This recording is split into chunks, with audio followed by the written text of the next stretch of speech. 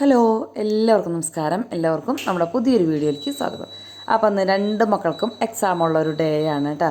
അപ്പോൾ രണ്ടാൾക്കും രണ്ട് സ്വഭാവമാണെന്ന് ഞാൻ പറയാറില്ലേ, അതേപോലെ തന്നെ രണ്ട് ഇഷ്ടങ്ങളുമാണ്. അപ്പോൾ ഒരാൾക്ക് രാവിലെ ചോറ് വേണം, പിന്നെ അവന് ചാറുകറി വീട്ടിൽ കഴിക്കാൻ വേണം, ഉപ്പേരിയാണ് സ്കൂളിലേക്ക് കൊണ്ടുപോകുമ്പോൾ.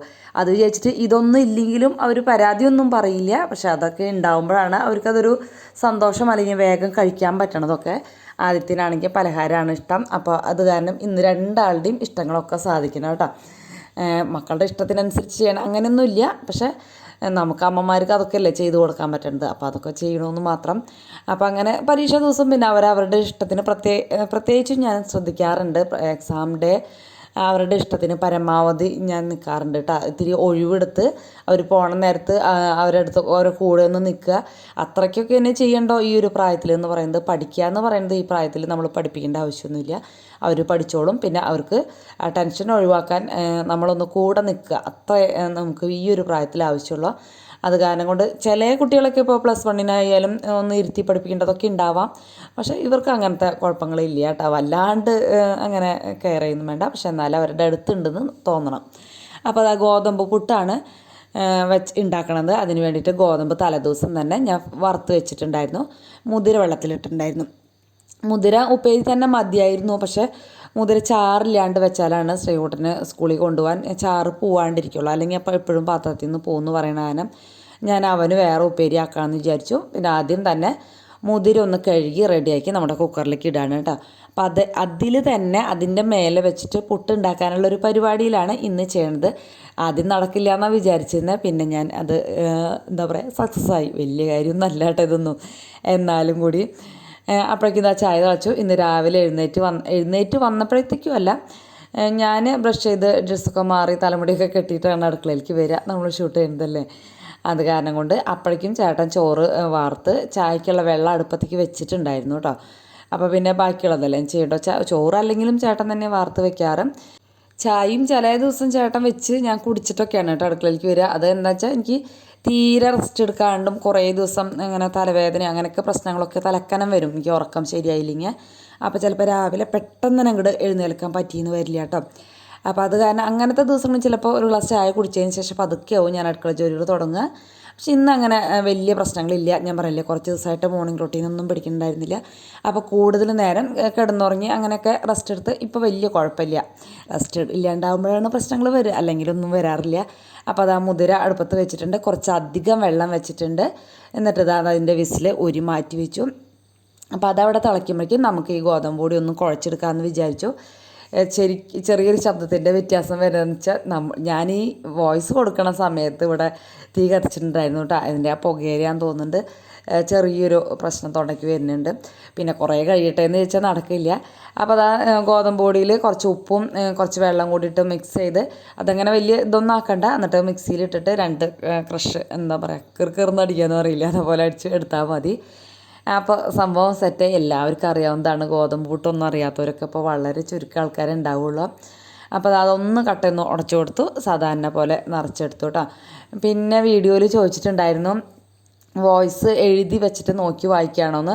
ഒരിക്കലും അല്ല, കൂട്ടുകാരെ എന്നോട് സംസാരിക്കുന്നുണ്ട്, അല്ലെങ്കിൽ ഞാൻ കൂട്ടുകാരെ എൻ്റെ മുന്നിലുണ്ട് എന്നുള്ള രീതിയിലാണ് ഞാൻ സംസാരിക്കുന്നത്. സാധാരണ പോലെ കൂട്ടുകാർ കമൻ്റ് ഇടലും എന്നെ ഫോൺ വിളിക്കാറും ഒക്കെ ഉണ്ടല്ലോ. അപ്പോൾ പിന്നെ എനിക്ക് നിങ്ങളെയൊക്കെ ഭയങ്കര പരിചയമുള്ള പോലെ ഒരു ഫീലാണ്. അപ്പോൾ നമുക്കിങ്ങനെ നോക്കി സംസാരിക്കാൻ പറ്റും കേട്ടോ. എന്ന് വെച്ചാൽ മുന്നിൽ ആൾക്കാരുണ്ട് എന്നുള്ളൊരു രീതിയിൽ തന്നെ സംസാരിക്കാൻ പറ്റും. അങ്ങനെ വെറുതെ ഫോണിലേക്ക് നോക്കി സംസാരിക്കുന്ന പോലെയല്ല ഒരു ഫീൽ തോന്നുക. അങ്ങനെ പിന്നെ വേറെ എന്തോ ഒരു ചോദ്യം ഇതേപോലെ ചോദിച്ചിട്ട് അതിന് മറുപടി ഞാൻ വീഡിയോ കൂടെ തരണമെന്നുണ്ടായിരുന്നു. പക്ഷെ ആ ചോദ്യം ഞാൻ മറന്നു പോയിട്ടോ. അതിന് എപ്പോഴെങ്കിലും ഓർക്കാമെന്ന് വെച്ചാൽ. പിന്നെ ഹായ് പറയാൻ ഇടയ്ക്കെങ്കിലും ഒരു കമൻ്റൊക്കെ കാണാറുണ്ട്. അതെന്താ പറയാത്തതെന്ന് വിചാരിച്ചാലേ, ഞാൻ ഒരു പ്രാവശ്യം അങ്ങനെ എല്ലാവരും ഹായ് പറഞ്ഞത് പറയാമെന്ന് വെച്ചു. പിന്നെ ആൾക്കാരങ്ങനെ കൂടി വന്നു. അപ്പോൾ പിന്നെ അതിൽ എന്നെ കമൻറ്റ് വന്നു, ചേച്ചി ഇത് ബോറാവണം, എല്ലാവരോടും ഹായ് പറയണതായിട്ടൊരു മറ്റുള്ളവർക്ക് അതത്ര ഇഷ്ടമുണ്ടാവില്ല. അതുകൊണ്ടാണ് കേട്ടോ ഹായ് പറയാൻ ഞാൻ വേണ്ടാന്ന് വയ്ക്കുന്നത്. പിന്നെ നമുക്ക് ഓർമ്മയുണ്ടാവില്ല, ആ നേരത്തെ ഇപ്പോൾ കറക്റ്റ് പേരൊന്നും ഓർമ്മയുണ്ടാവില്ല. അതൊക്കെ ചിലപ്പോൾ എഴുതി വെക്കേണ്ടി വരും. അപ്പോൾ അങ്ങനെ. പിന്നെ വേറൊരു ചോദ്യത്തിന് ഞാൻ പറയില്ല, അത് എന്ത് ചോദ്യം ഒന്ന് മറന്നു പോയിട്ടാ. ഇനി നാളെ ഓർക്കാണിച്ചാൽ അടുത്ത വീഡിയോയിൽ പറയാം.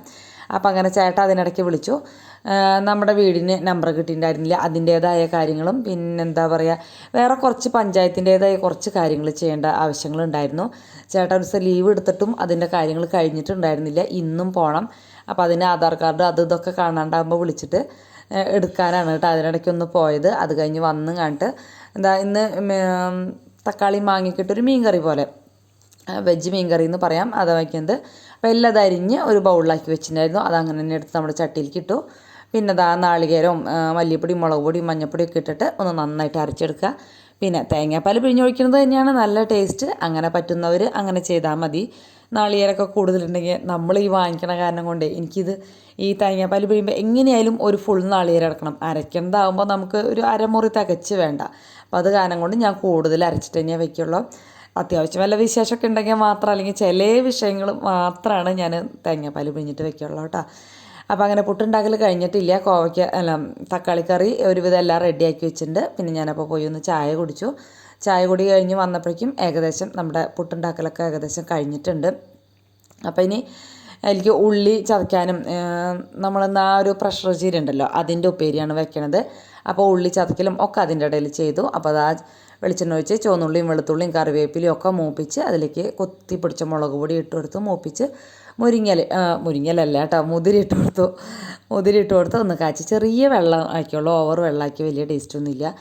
അത് മാറ്റി വെച്ചിട്ട് പിന്നെ നമ്മുടെ ഈ ഇലക്കറിയും കൂടിയും ഇതേപോലെ തന്നെ ചെറിയുള്ളിയും വെളുത്തുള്ളിയൊക്കെ ഇട്ട് മൂപ്പിച്ച് കറിവേപ്പിലും കെട്ടി മൂപ്പിച്ച് വറ്റൽമുളകൊക്കെ മൂപ്പിച്ച് കണ്ടിട്ട് ഇലയിട്ട് കൊടുത്തും ഒന്ന് വാടിയതിന് ശേഷം ഉപ്പിട്ട് കൊടുത്ത് ഒന്ന് വാട്ടിയെടുക്കുക. അത്രയേ ഉള്ള പരിപാടി. ഇത് ആദ്യത്തിന് ഭയങ്കര ഇഷ്ടമാണ്, ചീര അത്ര ഇങ്ങോട്ട് ഇഷ്ടമില്ല, ഇതാണ് കൂടുതൽ ഇഷ്ടം. അപ്പോൾ അങ്ങനെ അത് ശ്രീകുട്ടനെ കൊണ്ടുപോകാനാക്കി. പുട്ടും ഇതൊക്കെ ആദ്യത്തിനുള്ളത് ഞാൻ വിളമ്പി മാറ്റി വെച്ചു കേട്ടോ. എന്നുവെച്ചാൽ തിക്കുന്നേർക്ക് അടിക്കണ്ടെന്ന് വിചാരിച്ചിട്ട് ഞാൻ പറഞ്ഞില്ലേ എക്സാം ആകുമ്പോൾ അങ്ങനെ, അല്ലെങ്കിൽ ഒന്നും ഞാൻ അങ്ങനെ വിളമ്പി കൊടുക്കണ പണിയൊന്നും ഇല്ല കേട്ടോ. നമ്മൾ ഒരുമിച്ചിരിക്കുമ്പോൾ അങ്ങനെ വിളമ്പി കൊടുക്കും, എല്ലാവരും കൂടി വട്ടിട്ട് എടുക്കുമ്പോൾ. അല്ലാണ്ട് ഒറ്റയ്ക്ക് കഴിക്കുക വെച്ചാൽ ചോറ് വിളമ്പി കൊടുക്കാനായിട്ട് പോവുക അങ്ങനെയൊന്നുമില്ല. മുട്ട പൊരിക്കാനായാലും അവർ തന്നെ ചെയ്യും. പിന്നെ ഞാൻ ചില ദിവസം അവർ മുട്ട പൊരിക്കുമ്പോഴൊക്കെ അമ്മ ഉണ്ടാക്കണത് ആ ടേസ്റ്റ് എന്നൊക്കെ പറഞ്ഞ് വലിയ സോപ്പിട്ട് വിളിക്കും കേട്ടോ.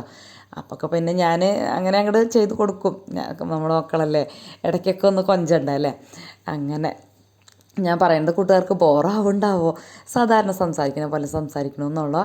അപ്പോഴേക്കും ശ്രീകുട്ടനും ഏകദേശം പോവാറായി എന്ന് എനിക്ക് തോന്നി. എന്താ വെച്ചാൽ ഈ ചോറാക്കി വെച്ചില്ലെങ്കിൽ അവനൊരു ടെൻഷനാണ്. ചോറാക്കിക്കോട്ടെ അമ്മേ അങ്ങനെ പറയും, ഞാൻ പോവാറായി എന്നൊക്കെ അങ്ങനെ പറയും. അപ്പോൾ ശ്രീകുട്ടന് ഇത്തിരി ടെൻഷൻ കൂടിയ ഒരു ആളാണെന്ന് എനിക്ക് തോന്നാറുണ്ട്. അവനോട് അങ്ങനെ പറഞ്ഞാൽ അവനത് സമ്മതിച്ച് തരുമൊന്നുമില്ല. എന്നാലും എനിക്ക് ചെറുപ്പത്തിൽ അങ്ങനെയായിരുന്നു കേട്ടോ, എല്ലാ കാര്യത്തിനും ഭയങ്കര ടെൻഷനായിരുന്നു. ഇപ്പം എന്താ പറയുക, ഇപ്പോഴും ടെൻഷൻ ഇല്ലാണ്ടല്ല, നമ്മൾ കുറേ അനുഭവിച്ചല്ലോ. അപ്പോൾ പിന്നെ ഇതൊക്കെ ഇത്രയ്ക്കേ ഉള്ളോ എന്ന് മനസ്സിലായി കഴിഞ്ഞപ്പോൾ ഒരു മനസ്സിന് വരണ ഒരു ധൈര്യം അത്രയേ ഉള്ളൂ. അപ്പോൾ അവരും കുട്ടിയല്ലേ, അപ്പോൾ കുറേയൊക്കെ കഴിയുമ്പോൾ അനുഭവങ്ങളൊക്കെ കുറേ വരുമ്പോൾ ഒക്കെ ശരിയായിക്കോളും. കുറേയൊക്കെ പറഞ്ഞ് മാറ്റാൻ ഞാൻ ശ്രമിക്കും കേട്ടോ.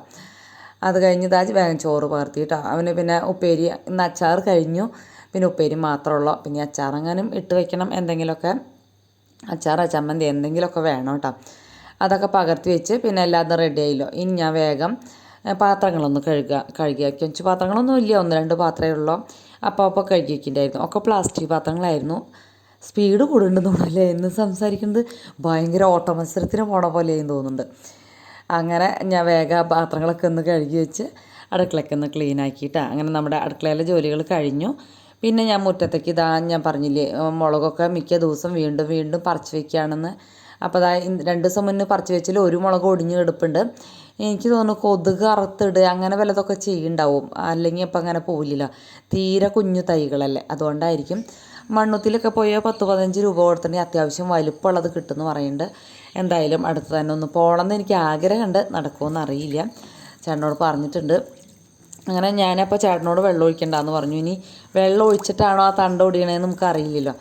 ചേട്ടൻ അങ്ങനെ ശ്രദ്ധ കുറവാണ്. അപ്പം ഞാൻ വെള്ളം ഒഴിച്ചുകൊണ്ട് ഈ ചെറുതുകൾക്കൊക്കെ എന്ന് പറഞ്ഞ് ഞാൻ എല്ലാത്തിനും വെള്ളം ഒഴിച്ചോട്ടോ. ഇങ്ങനെ ഒരേ തുള്ളി ഒഴിക്കേണ്ട ആവശ്യമുള്ള ബക്കറ്റിനൊക്കെ ഹോൾ ഇട്ടിട്ടുണ്ട്, എന്നാലും ഇതിന് പിന്നെ ഇത്തിരി കൂടുതൽ ഒഴിച്ചു. ആ പച്ചമുളക് വലുതായിരുന്നു, പക്ഷേ ഇലയൊക്കെ കൊഴിഞ്ഞിട്ടുണ്ടെന്നെങ്കിലും വീണ്ടും പൊടിക്കുന്നുണ്ട്. അതേപോലെ നമ്മുടെ കോവലുണ്ടല്ലോ, അതും ആകെ ഉണങ്ങിയതായിരുന്നു, ഇപ്പോൾ നന്നായിട്ട് പൊടിച്ചിട്ടുണ്ട് കേട്ടോ. പൊടിച്ച് നന്നായിട്ട് കോവയ്ക്കൊക്കെ ഉണ്ടായി തുടങ്ങിയിട്ടുണ്ട്. പിന്നെ ഞാൻ വിചാരിച്ചു ഒന്ന് അടിച്ച് വരാമെന്ന്. ആദ്യം ഉമ്മറക്കൊന്ന് അടിച്ച് കഴുകാമെന്ന് വിചാരിച്ചതായിരുന്നു.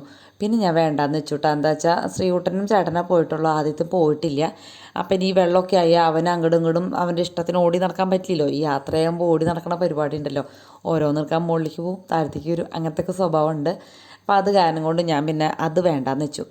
ഒന്ന് അടിച്ച് വാരി മുറ്റടിച്ച് ഇടാമെന്ന് വിചാരിച്ച്. അപ്പോൾ അങ്ങനെ ബാക്കിലൊന്നും അടിച്ചു വരാൻ പോയില്ല, അവിടെ വലിയ കുഴപ്പമില്ല. ഇന്ന് ഫ്രണ്ട് ഭാഗത്ത് വന്ന് അടിച്ചു വാരി. അത്യാവശ്യം ഇലകളൊക്കെ ഉണ്ട്, നമ്മുടെ ചെടികളുടെ ഇലകളും പുളിരിയും ഒക്കെ ഇലകളുണ്ട് കേട്ടോ. അതേപോലെ പപ്പായ ഉണ്ടാവുമൊന്നുമില്ല കേട്ടോ ഫ്രണ്ടിലത്തെ, അത് ഇങ്ങനെ കൊല കുത്തി പൂവുണ്ടാവുന്നുണ്ട്, അപ്പോൾ രക്ഷയില്ല. ബാക്കിൽ 2 പപ്പായ നന്നായിട്ട് ഉണ്ടായിട്ടുണ്ട്, കായ പിടിച്ചു തുടങ്ങിയിട്ടുണ്ട് കേട്ടോ. അങ്ങനെ ഇന്നത്തെ വിശേഷങ്ങളൊക്കെ ഇത്രയൊക്കെ ഉള്ളൂ. അപ്പോൾ നാളെ ഒരു നൈറ്റ് റൂട്ടീനൊക്കെ ആയിട്ട് വരാൻ പറ്റും എന്ന് ഞാൻ വിചാരിക്കുന്നു, ഒരു സ്നാക്കൊക്കെ ആയിട്ട്. ചിലപ്പോൾ അറിയില്ല കേട്ടോ, ചിലപ്പോൾ ഒക്കെ മാറ്റം വരാം. അപ്പോൾ സബ്സ്ക്രൈബ് ചെയ്യാനും ലൈക്ക് അടിക്കാനും കമൻറ്റ് എഴുതാനും ഒന്നും മറന്നു പോയില്ലല്ലോ.